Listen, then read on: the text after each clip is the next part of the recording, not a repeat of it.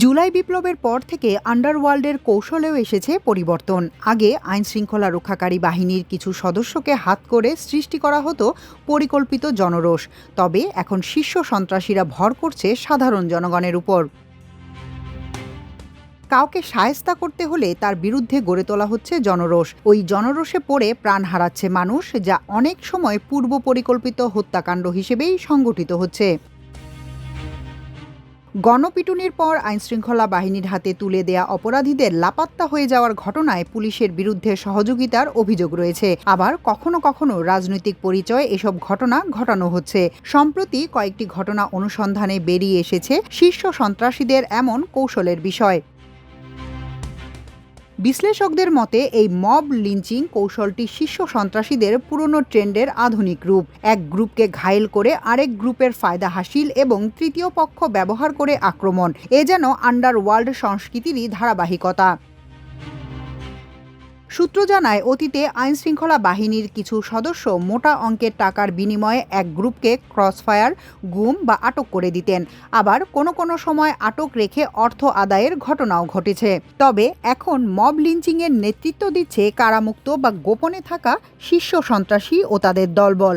মূলত প্রতিপক্ষকে ঘায়েল করতে এমন কৌশলের আশ্রয় নিচ্ছেন তারা।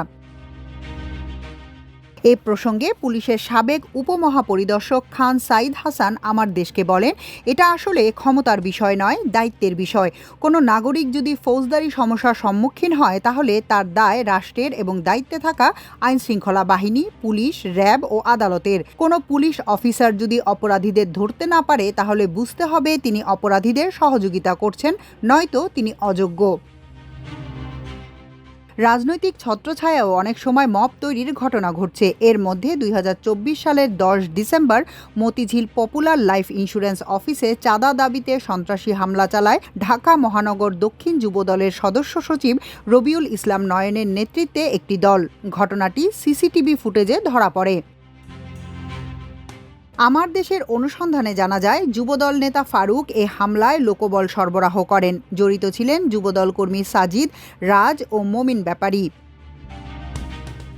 গত রমজান মাসে তারাবির সময়ও অস্ত্রের মহড়া ও গণধোলাইয়ের একাধিক ঘটনা ঘটে। ওইসব ঘটনায় গণপিটুনিকে কেন্দ্র করে পাল্টা খুনের ঘটনাও ঘটে। গত 5 মার্চ সন্ধ্যায় বাপি ও বিপুকে গণধোলাইয়ের একটি ভিডিও দৈনিক আমার দেশের হাতে এসেছে। ওই ভিডিওতে দেখা যায়, গণধোলায় আহত বিপুর গায়ের পোশাক ছিঁড়ে ফেলছে উত্তেজিত জনতা। তার পাশে পাহারায় রয়েছে কয়েকজন পুলিশ। এ বিষয়ে ডিবি পুলিশের ওয়ারি জোনের অতিরিক্ত উপকমিশনার আমার দেশকে ঘটনার সত্যতা স্বীকার করে বলেন, তাৎক্ষণিক খবর পেয়ে ঘটনাস্থলে গিয়ে তাদের উদ্ধার করা হয়। গণধুলায় গুরুতর আহত হওয়ায় উন্নত চিকিৎসার জন্য তাদের ঢাকা মেডিকেল কলেজ হাসপাতালে পাঠানো হয়। স্থানীয় সূত্রে জানা গেছে, শীর্ষ সন্ত্রাসী সুব্রত বাইনের সহযোগী মাহফুজুর রহমান বিপু ও ক্যাশিয়ার মন্টুর নেতৃত্বে এলাকায় আধিপত্য বিস্তার ও অস্ত্রের মহড়াকে কেন্দ্র করে ওই গণপিটুনির ঘটনা ঘটে। ঘটনার সময় বিপু নিজেকে স্বেচ্ছাসেবক দলের কর্মী পরিচয় দেন। রাত 12:30টার দিকে সেনা সদস্যরা ঘটনাস্থলে বিপুর ফেলে যাওয়া অস্ত্র জব্দ করে।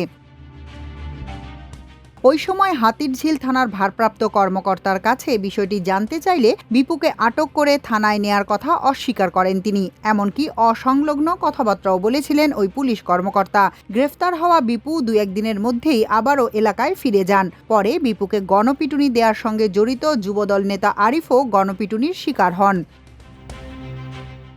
গত 20 এপ্রিল রাত 12:40 দিকে হাতিরঝিল এলাকায় 36 নম্বর ওয়ার্ড যুবদলের সদস্য মোহাম্মদ আরিফকে কুপিয়ে ফেলে রেখে যায় সন্ত্রাসীরা। শীর্ষ সন্ত্রাসী সুব্রত বাইন ও মোল্লা মাসুদের নির্দেশে বিপু, শুটার বাপ্পি, সেন্টু, শুটার নয়ন ও শুটার জামালের নেতৃত্বে ওই হামলা চালানো হয়। আরিফের মাথার লক্ষ্য করে গুলি করে নয়ন ও জামাল। গুলি তার মুখে বিদ্ধ হয়। গত সোমবার ঢাকা মেডিকেল কলেজ হাসপাতালে মারা যান আরিফ। এ ঘটনায় বিপু, সুব্রত বাইনের ক্যাশিয়ার, আরেক যুবদল নেতা জাফর ইমাম তরফদার মন্টুসহ প্রায় 10 জনের বিরুদ্ধে হাতিরঝিল থানায় মামলা করেন আরিফের বোন রিমা। এজাহারে তিনি উল্লেখ করেন, শীর্ষ সন্ত্রাসী সুব্রত গ্যাংয়ের সদস্যরা আরিফকে পরিকল্পিতভাবে হত্যার উদ্দেশ্যে গুলি করে। মূলত এলাকায় আধিপত্য বিস্তার এবং মাদক ও চাঁদাবাজিতে বাধা দেয়াকে কেন্দ্র করে তাদের মধ্যে বিরোধের সৃষ্টি হয়। পরে তাকে বাসা থেকে ডেকে নিয়ে গ্যাংয়ের সদস্যরা গুলি করে। ওই ঘটনায় ঢাকা মেট্রোপলিটন পুলিশের মিডিয়া অ্যান্ড পাবলিক রিলেশনস বিভাগের নতুন উপকমিশনার মোহাম্মদ তালেবুর রহমান দৈনিক আমার দেশকে বলেন, অপরাধী যেই হোক অপরাধমূলক কাজ যেন করতে না পারে সেজন্য আমাদের কঠোর নজরদারি রয়েছে। শীর্ষ সন্ত্রাসী, গডফাদার বা যে কোনো পরিচয়ই হোক, অপরাধ করলে কাউকে ছাড় দেয়া হবে না। গত 17 মার্চ রমজানের মধ্যে রাজধানীর শান্তিনগর এলাকায় চাঁদাবাজি ও সন্ত্রাসী কর্মকাণ্ডের অভিযোগে যুবদল ছাত্রদলের 4 নেতাকে গণপিটুনি দিয়ে পুলিশের হাতে তুলে দেয় জনতা। গত 20 এপ্রিল রাতে চাঁদাবাজির সময় কয়েকজনকে হাতে নাতে আটক করেন স্থানীয় বাসিন্দারা। ওই ঘটনায় পল্টন থানায় একটি মামলা হয়েছে।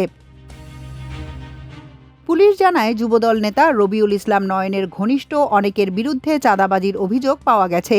যুবদলের বিজ্ঞপ্তিতে বলা হয়, দলীয় পরিচয় বহনকারী এ ধরনের অপরাধীর প্রকৃত পরিচয় নিশ্চিত হয়ে সংবাদ প্রকাশের জন্য সাংবাদিক ও এ জাতীয় অপরাধীর বিরুদ্ধে প্রয়োজনীয় আইনি পদক্ষেপ নিতে আইনশৃঙ্খলা বাহিনীর প্রতি আহ্বান জানাচ্ছে যুবদল। গত 9 এপ্রিল কামরাঙ্গীরচরের সিলেটি বাজারে আধিপত্য বিস্তারকে কেন্দ্র করে গণধুলায় নিহত হন মাসুদ ও নাদিম নামে 2 জন, আহত হন আরও 2 জন। মহানগর দক্ষিণের বিএনপি নেতা মনির হোসেন জানান, চাঁদাবাজরা এখানে প্রায়ই চাঁদাবাজি করতে আসে। তারা লালবাগের শহীদবাগ এলাকার কুখ্যাত সন্ত্রাসী সোনাইয়ের অনুসারী। অভিযোগ রয়েছে, ইন্টারপোলের রেড কর্নার নোটিশপ্রাপ্ত ও সরকারের পুরস্কার ঘোষিত শীর্ষ সন্ত্রাসীরা দেশে ফিরে রাজনৈতিক নেতাদের নাম ভাঙিয়ে রাজধানীতে দাপিয়ে বেড়াচ্ছেন। তারা বিভিন্ন মাধ্যমে মব সৃষ্টি করে টার্গেট করা ব্যক্তিকে হত্যায় নেতৃত্বও দিচ্ছেন। মাল্টিমিডিয়া ডেস্ক, আমার দেশ।